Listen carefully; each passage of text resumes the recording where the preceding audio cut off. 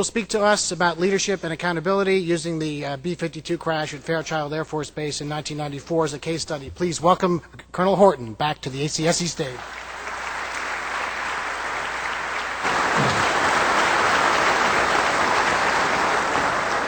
Thanks. Now, I got to ask, where's Lisa Turner? Lisa Turner, where are you? Raise your hand. Now, don't say, I told her I was going to embarrass her, but I won't embarrass her that much. Lisa Turner was one of the fantastic JAG school instructors, one of the 8 schools in CPD. Also the Air Force JAG of the Year last year. Huh?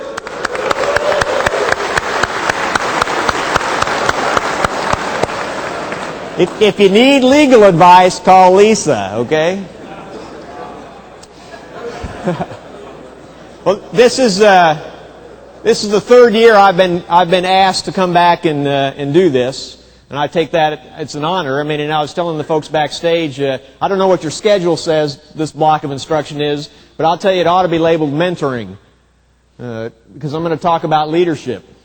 And that's a responsibility of supervision. It's a responsibility of command. It's a responsibility of field grade officers to mentor. I mean, and so this is my mentoring session with you. We're going to talk about the poster child of a chain of events accident that could have been prevented. Aviators know, even in the ground safety business, we talk about an accident is a chain of events. You know, and if somebody breaks the chain, the accident doesn't happen. This is the poster child for a chain of events that was there, and numerous senior officers had a chance to break the chain, and they did not, for various reasons. So without further ado, I'm going to talk about the June 1994 crash at Fairchild. 6 years old, I'll tell you folks, the lessons that can be learned here are going to be applicable 1,000 years from now. So don't say, oh, dated case study. Yes, but. Also, I'm not ops bashing here. If there's any non-aviators out there saying, oh, it can't happen in my career field, can't happen in my AFSC, can't happen in my service, can't happen in my country, you're wrong. It's happening today. What we're going to talk about here that happened at Fairchild is happening today in our Air Force, in our Navy, in our Army, in our Marine Corps, and in all of our sister service countries. It's happening today. Okay? We're going to discuss that. We're going to talk about lessons learned. This is the bottom line. 4 people died, and we lost a combat aircraft in a preventable accident. It was preventable. Got to understand some basic tech data stuff. At the time of the accident, the B-52 tech data, the B-52 manual said 30 degrees of bank was the maximum bank angle in order below 1,000 feet AGL. Above 1,000 feet AGL, you could take the B-52 to 50 degrees of bank. It said high pitch was aerobatics. And aerobatics you can't do in the control zone, the area immediately around the airfield, usually about 5 miles around the airfield. Now, high pitch was not defined. So I'm going to define it. I'm a little airplane guy, but I'm going to say in my F-16, if I get the nose up 20 degrees nose high in the control zone, that's high pitch. So I'm going to take that and say in a B-52, if you get your nose up 20 degrees nose high in the control zone, that's high pitch. Now, are there any big airplane guys that want to change the number? I mean, I'll give you a chance. You probably want to make it less, huh? Okay. So I'm going to define high pitch. I'm going to define high pitch as 20 degrees nose high. I mean, and you're going to see in the video that I'm going to show you that it wasn't 21 degrees nose high. It was more like 60, 70, or 80 degrees nose high in the control zone.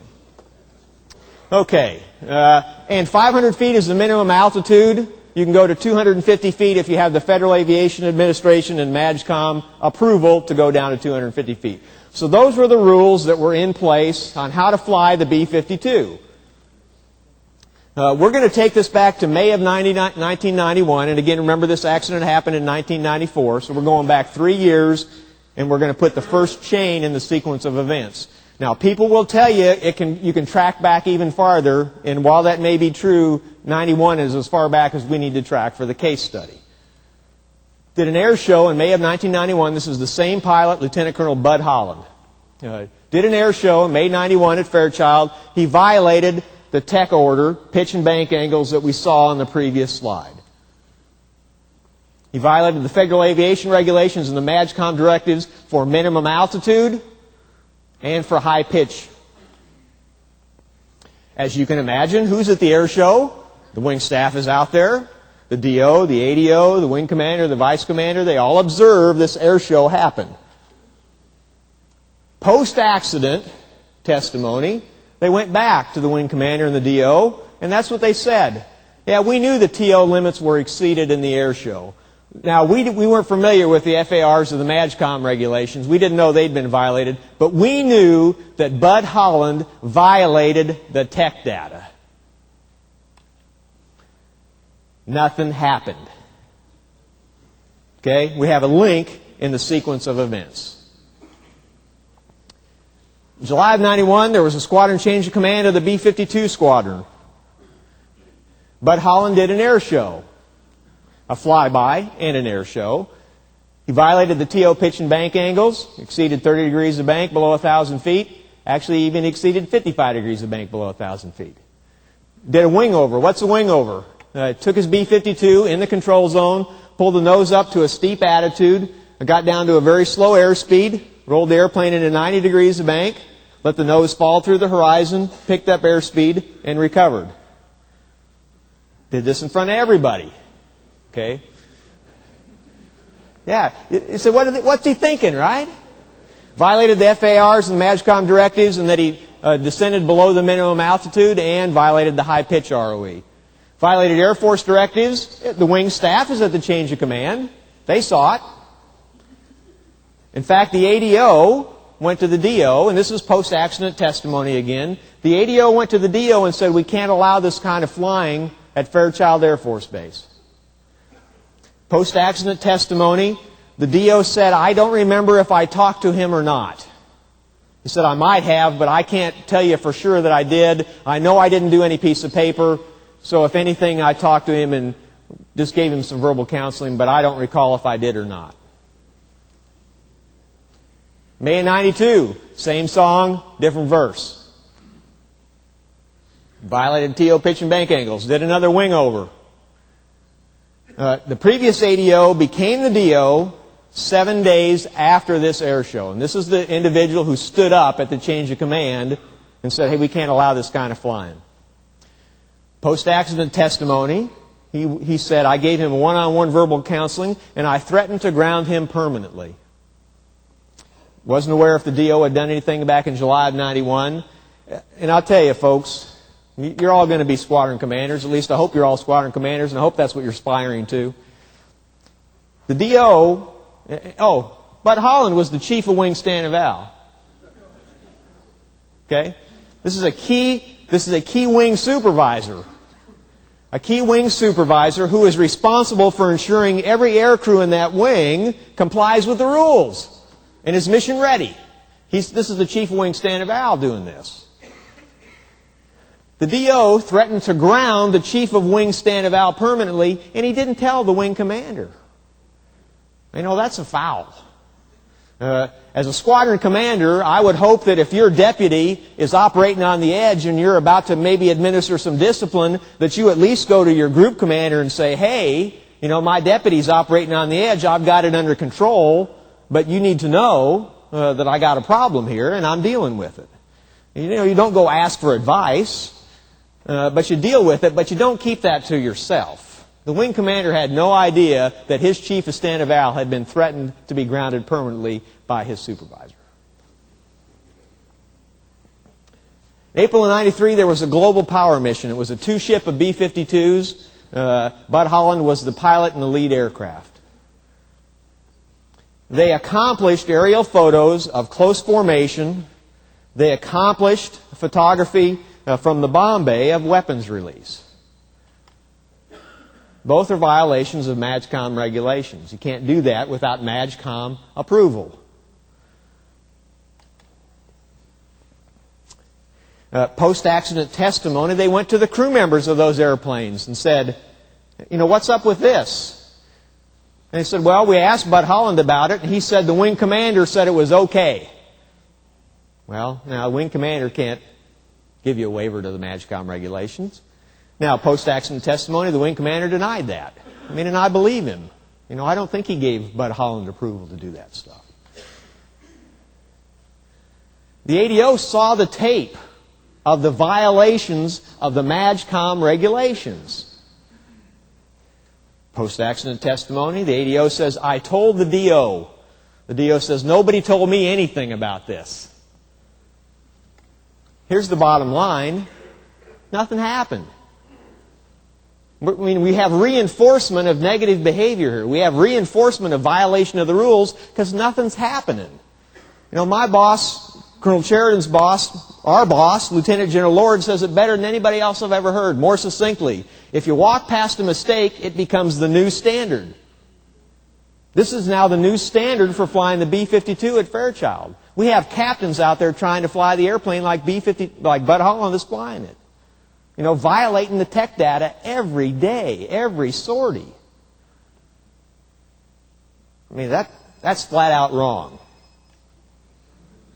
Okay, August 93. Same song, different verse. Another air show at Fairchild, another air show by Bud Holland. This is what he did. Post-accident testimony. Now, let me digress for a second.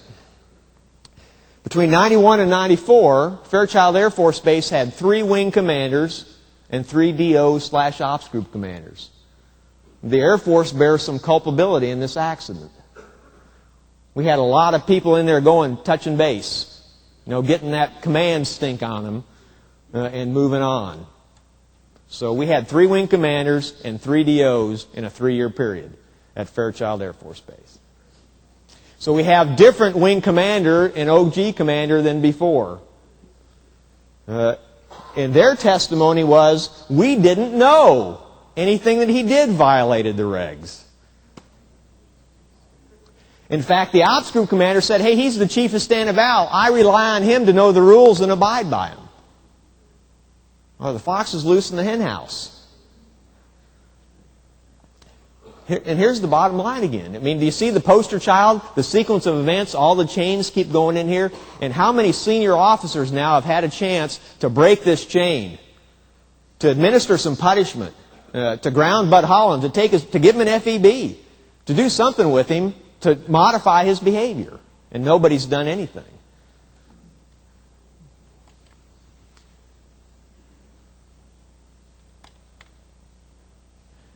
March of 94, there was a range mission at Yakima Range.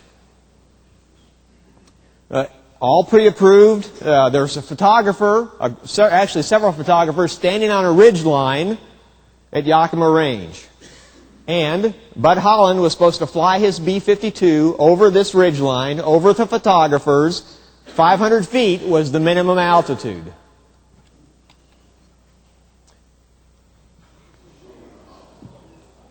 Documented on tape.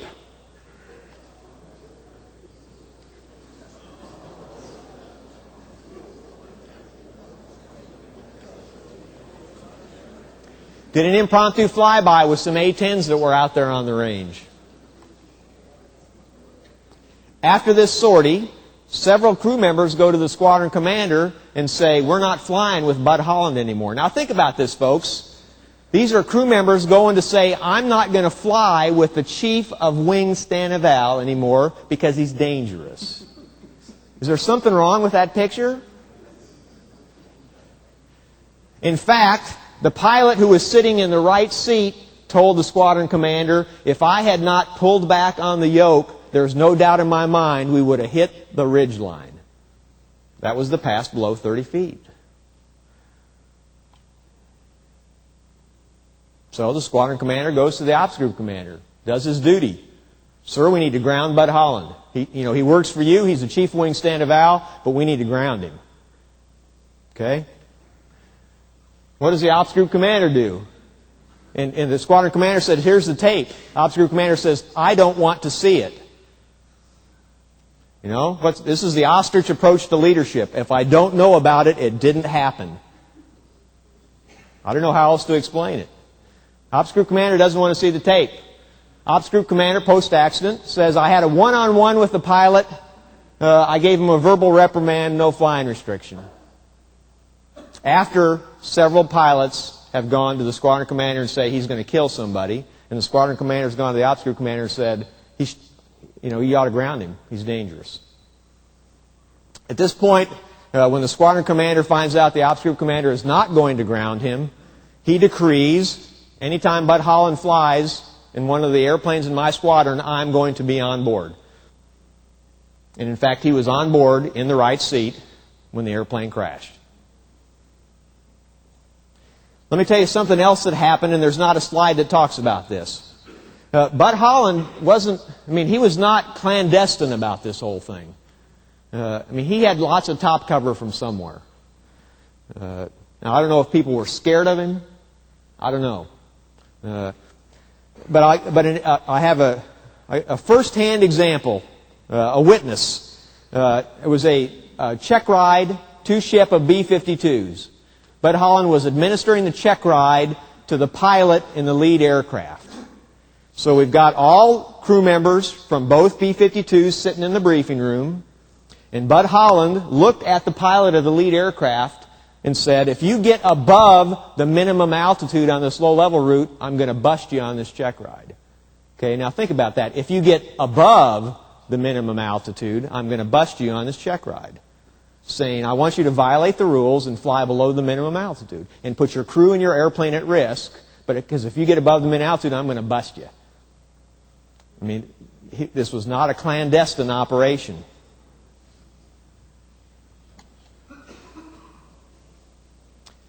In preparation for the 1994 air show, again, not clandestine, Bud Holland does a planning meeting. And he briefs the wing commander, and the ops group commander says, well, here's the air show I'm putting on this year. It's the same as last year, and here's what I'm going to do. The wing commander says, no, you're not.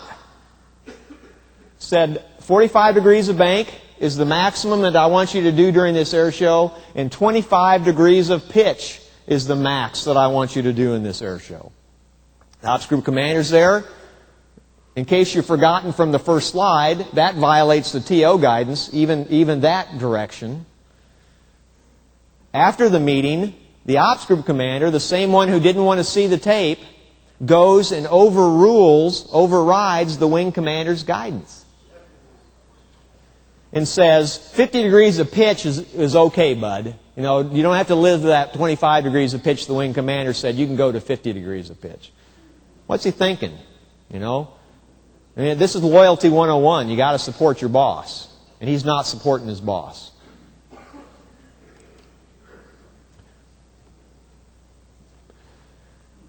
Air show practice. June 17th, 1 week before the accident. The ops group commander is on board for the air show practice. The profile violates the wing commander's directives, Federal Aviation Regulations, MAGCOM directives, the TO, ad nauseum. After the sortie, the ops group commander reports to the wing commander, and he says that. We have a lie. We have an 06 ops group commander who has just lied to his 06 boss. I find this even worse. I haven't been a wing commander. This is egregious. This is an egregious offense. The wing commander happened to be out on the flight line, not to watch the air show, but he was preparing to be the officiating officer at a retirement ceremony. Anybody that's been out on the flight line or around a base knows that you hear somebody out there flying around, you always look up and say, what are they doing and that kind of stuff. And one of the times he looked up, he saw that Bud Holland was violating the directive that he had given him. And he didn't do anything. You're asking for trouble. And he got trouble. What else is happening at Fairchild? This is very important too.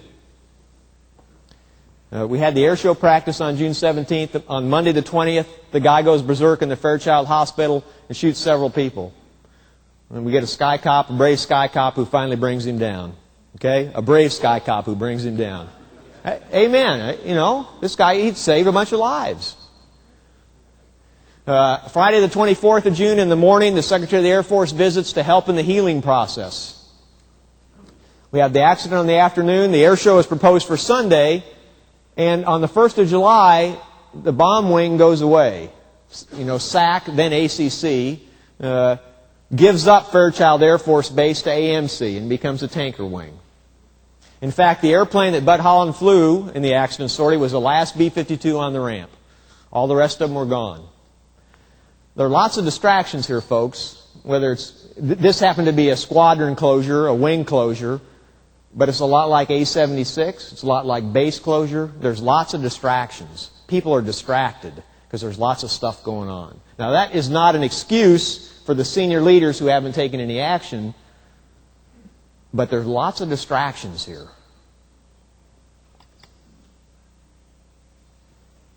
The accident sortie on the 24th of June. Violation. In fact, he had completed the air show. He had completed the air show practice. You know, done all his standard violations, had requested clearance to land, and was sent around because there was an aircraft on the runway. As he was on the go, he requested a 360-degree turn around the tower from the tower. They did not respond. He commenced his 360-degree turn around the tower, stalled the aircraft, and crashed. And we lost a combat aircraft, and we lost 4 people. Who else is on board? The squadron commander is sitting in the right seat because Bud Holland doesn't fly his airplanes unless he's on board. The vice wing commander was sitting down below on his Sawadee sortie. His wife is at base ops with a bottle of champagne. And the squadron DO is also sitting down below. Now, one picture's worth 1,000 words.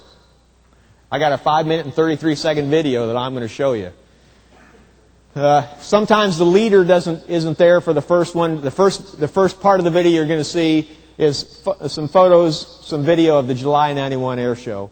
And then there will be a leader showing the next 4 events. So if you could bring the lights down and roll the video.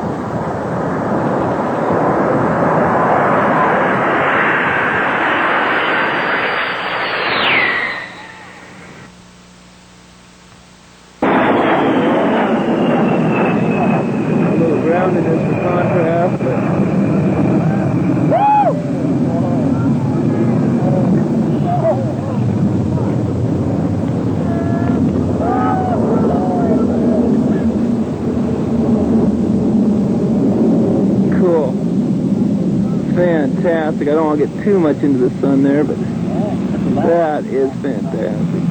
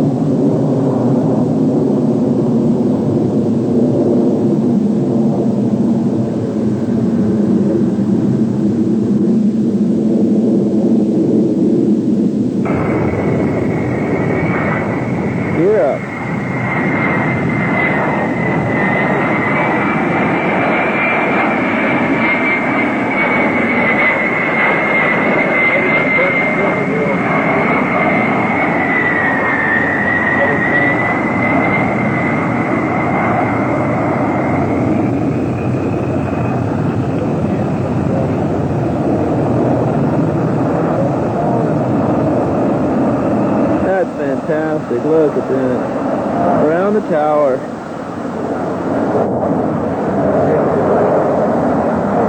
Holy shit, he's crashing. Oh my God, no! Oh my God. Okay, make no mistake about what you just saw. You just saw 4 people die. 4 people just died. Okay? 3 lieutenant colonels and a colonel. These are not lieutenants. 4 people just died because nobody broke the chain of events. Nobody broke the chain of events that go back to at least 1991 to prevent that accident.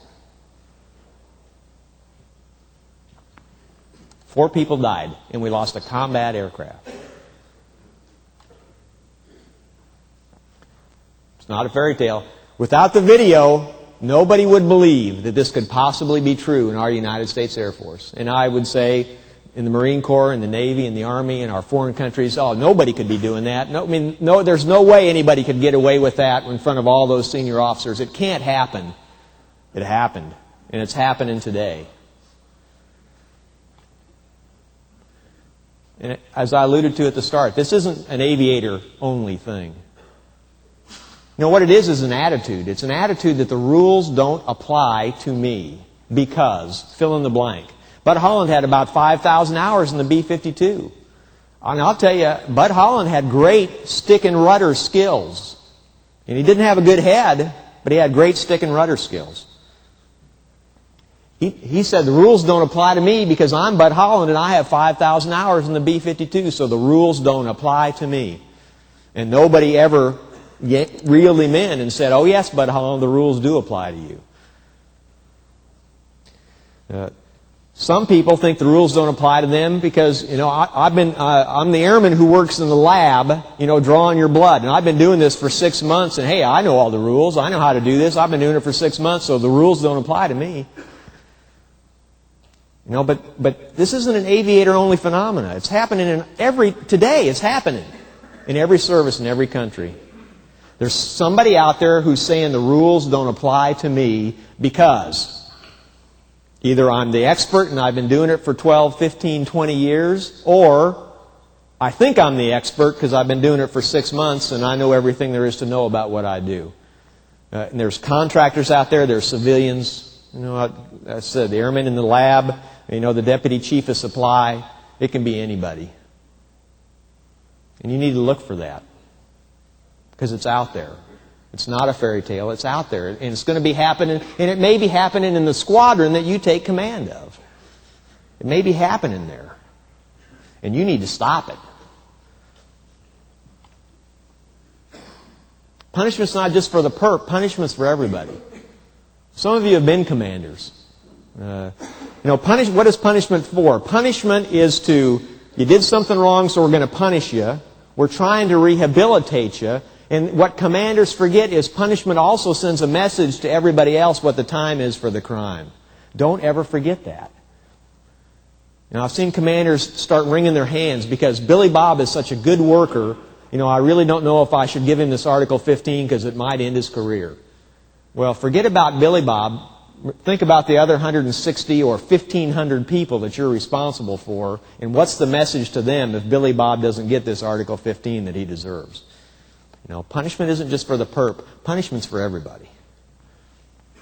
Support your boss. It's clear the ops group commander here did not support his boss. He had his own agenda. Overruling the wing commander's guidance. Lying to the wing commander. That's loyalty 101. We expect that of our airmen. We expect our airmen to be loyal to the supervisor. And you ought to be loyal to your group commanders or whoever your supervisor is.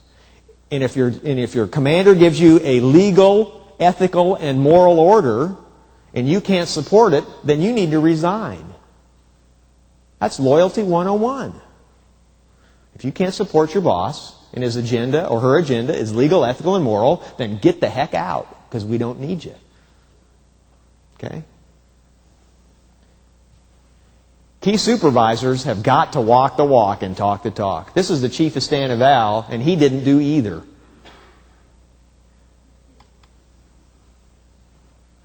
Can't lead in your office. There really isn't any evidence of this except a wing commander, in this case, the wing commander who sees that his directive has been violated and takes no action. What's up with that? Might as well have been sitting in his office with the doors closed and the windows shut. You will learn far more about your organization walking around than you will ever learn sitting behind your desk. Another rule for squadron commanders: get out and about. Don't shoot the messenger who has bad news. That squadron commander got shot by the ops group commander. Don't bring me that bad news. I'm not going to ground the chief of wing, Stan Eval. Get the heck out of here. I don't even want to see the tape. I don't care what he did. Was the squadron commander ever going back with bad news to that guy? Nope. Not ever going back. Because I got shot in the face when I went in there with this bad news. Can't shoot the messenger who has bad news. Because you know what happens? Although it didn't happen here, but it could have happened. The wing commander calls the ops group commander and says, hey, what's going on down there? That's not conducive to your longevity. If your boss is calling you to find out what's going on because you've sought the messenger and you're not accepting that bad news. Now, that didn't happen here, but that can happen. Keep your boss informed. We already talked about that. Geez, should I tell my boss this or shouldn't I? Well, go tell him. Go tell her. And if he or she doesn't want the information, he'll say, that's below the level that you need to come and talk to me about. You go ahead and handle those things yourself. But better to find that threshold. One-on-one with your predecessor is not a bad thing. It's a good thing. We talked about the Air Force bears some culpability here. 3 wing commanders and 3 DO/ops group commanders in 3 years. What kind of continuity of command is that? 0. None of them ever had a one-on-one chit-chat. That's saying, oh, by the way, the chief of wing, Stan Eval, sort of operating on the edge. In essence, Bud Holland, every time we got a new group commander or a new wing commander, he got a clean slate. People operating on the edge do not deserve a clean slate just because the supervisor leaves. There's a lot of people that don't agree with that. Think about it. I don't know how many of you have issued that desktop LOR before that says, hey, if you keep your nose clean, as soon as I leave, I'll rip this LOR up. Well, that's not fair to everybody else, folks. Don't do that kind of crap. That's not fair to the rest of your organization. Because what does that mean? That means that guy or gal gets a clean slate just because you went PCS. Shouldn't work like that. And you have to fill key positions who walk the walk and talk the talk. What happened to these folks? Well, they went back 3 bomb wing commanders and 3 DOs. That's the bomb wing commander from 91, letter reprimand and retired. From the middle, letter reprimand, received the UIF. And the bomb wing commander who was there at the end he was on the 1-star list. He had an assignment to go command the wing at Barksdale. He was removed from the 1-star list, and his assignment to go command again was canceled.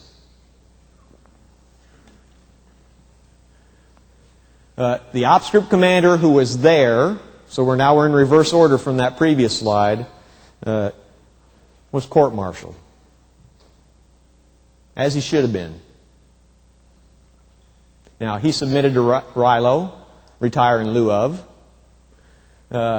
Ops group commander, and this is the one who had been the ADO, ADO for the change of command, said, hey, we can't allow this kind of stuff, becomes the DO. At the time, he was the 12th Air Force Chief of Safety, received an LOR, he was removed from his post. Go back to the bomb wing, or the DO from 3 years ago, letter of reprimand. 2 bomb squadron commanders, that is, neither of those were the one who was killed in the accident. Those were the 2 bomb squadron commanders that preceded him. The bomb wing chief of safety, because he was sitting in the briefing for the 94 air show, and he knew that the rules violated tech data, etc., and did nothing about it. The AMC Ops Group Commander, provisional AMC Ops Group Commander, received an Article 15 because he had approved a flyby as they had done in 91 with the KC-135. Now, let me say something about that. That gets people's attention. The provisional AMC Ops Group Commander, who didn't have anything to do with Bud Holland, gets an Article 15, and everybody else got LORs. That's just the food chain.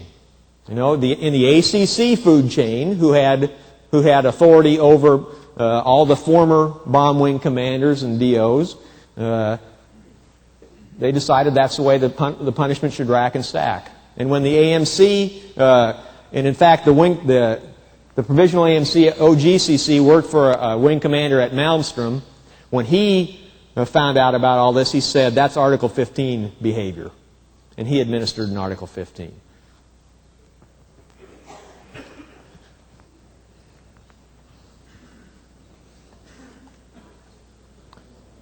And that's the pitch.